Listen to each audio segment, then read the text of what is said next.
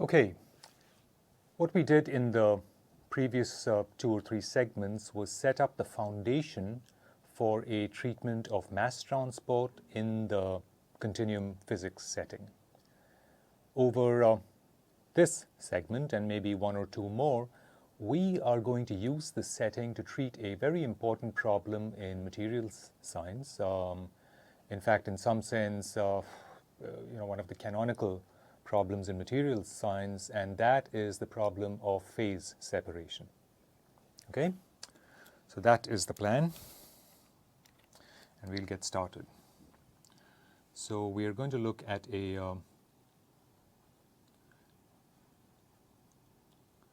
continuum treatment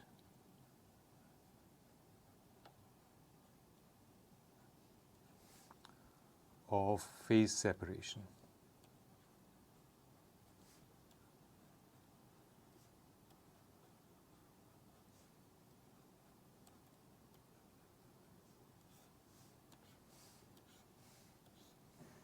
Okay, here is the setting for it. Recall our free energy density function.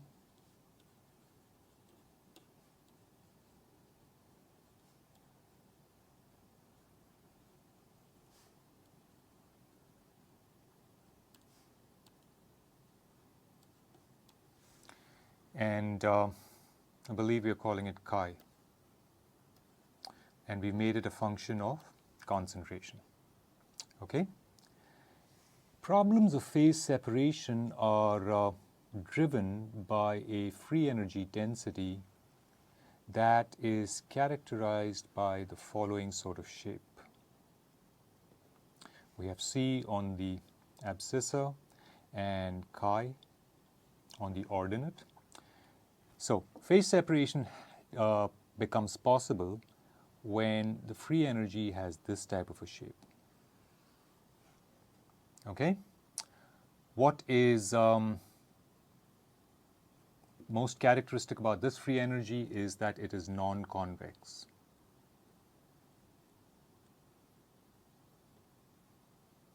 Okay?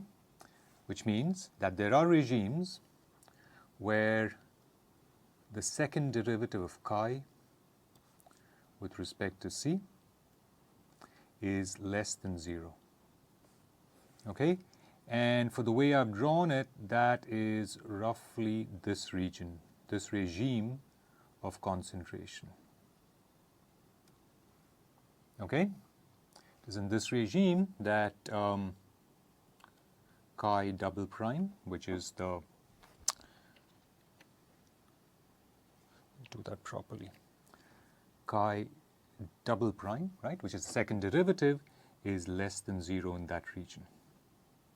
Okay? So how does this work?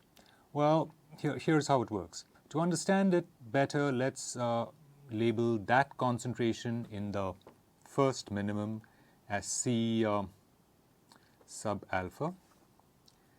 That in the second minimum is labeled C sub beta. All right? And, okay.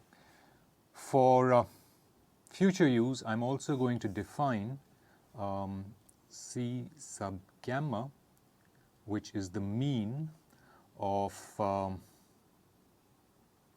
C sub beta and C sub alpha. Let me think about it. Is this what I want? No, sorry. What I want is the, 1/2 of the difference of the two concentrations. Okay, so the way we've set it up, clearly C beta is greater than C alpha. I'm defining C gamma to be 1/2 of the difference.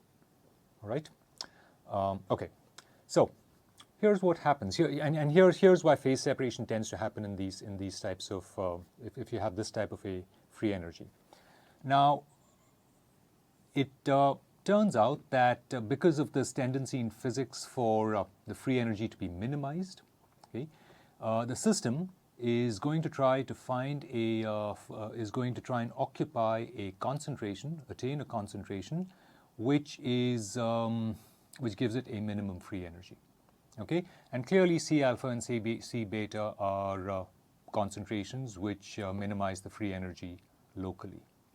Okay, so let me state that here. C alpha, C beta are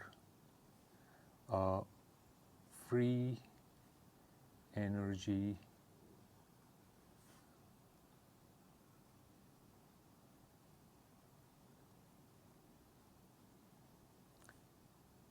minimizers. Okay, all right.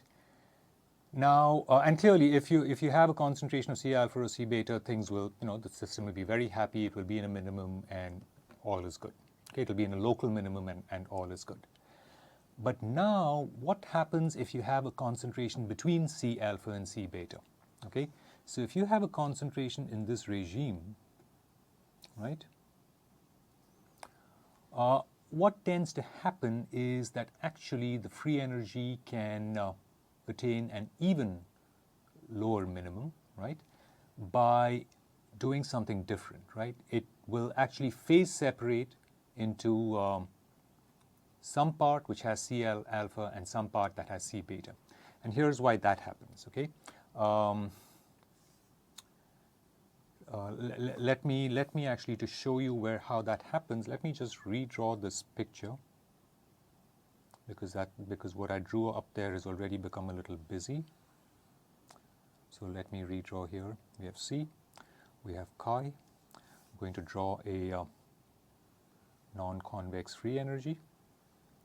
Okay, and okay, so this is C alpha, C beta. If you happen to have a concentration in the range between C alpha and C beta, the system will not actually go to a free energy on the curve. Okay? Supposing, for instance, that this is our actual concentration. Okay? It's between C alpha and C beta. Now, if the system would actually follow that free energy curve, that is the free energy it would attain, right? However, it can attain an even lower free energy if it follows what is called the common tangent. Okay? So that's the common tangent, okay, to the curve in the region between C alpha and C beta. Okay? Because we call it the common tangent because it's tangent at 2 points. Okay, so this is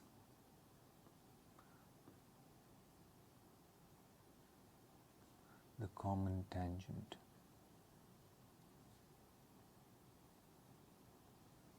Okay, now if the system develops a mixture where some of it is in C alpha and some of it has a concentration of C beta, okay, it emerges that the actual free energy can lie on this common tangent, right? It can actually lie at this point on the common tangent, okay, which has a lower free energy clearly than the system would have by being at that point.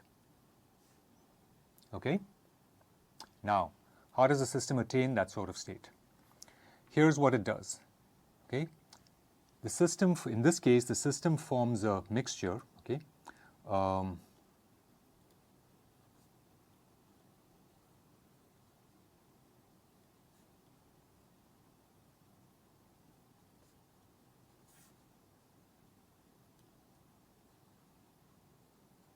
It forms a mixture of two phases.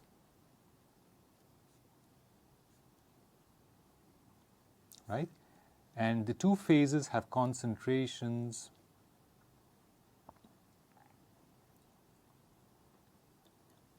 C alpha and C beta. Okay? Right?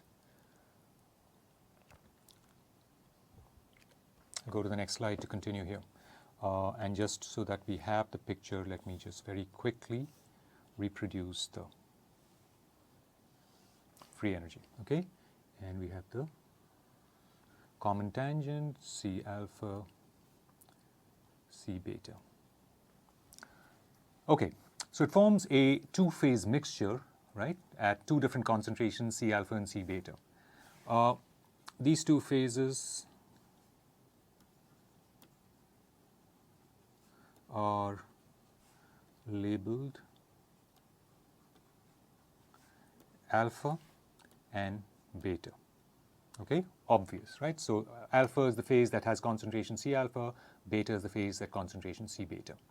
Okay, but remember that this is the actual concentration of the overall substance, right? This is the average concentration, what I've labeled as C. Okay, and the whole point is that rather than develop the free energy that lies on the curve, the system would rather have the lower free energy, right, along the common tangent. How does it form that? Well, it forms a mixture of the alpha and beta phases. And here is how it sort of apportions itself in these two different phases. Okay? The phases are labeled alpha and beta and have volume fractions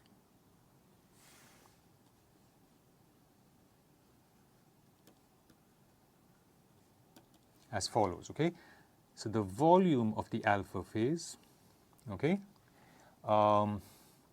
divided by the total volume of the mixture is equal to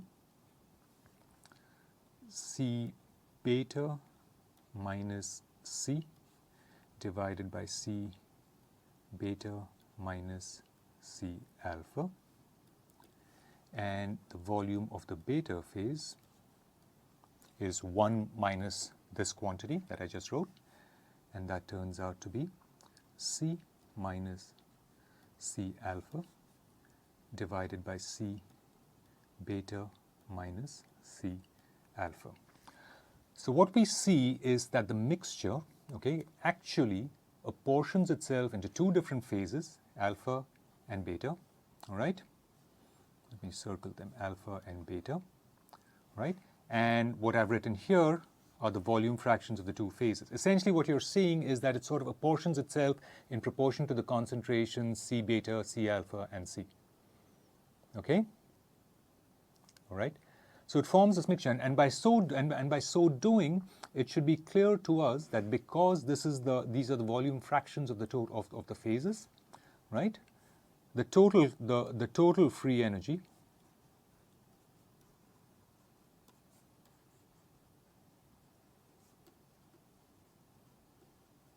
okay, is the following. Chi alpha, okay, which is this free energy. Sorry.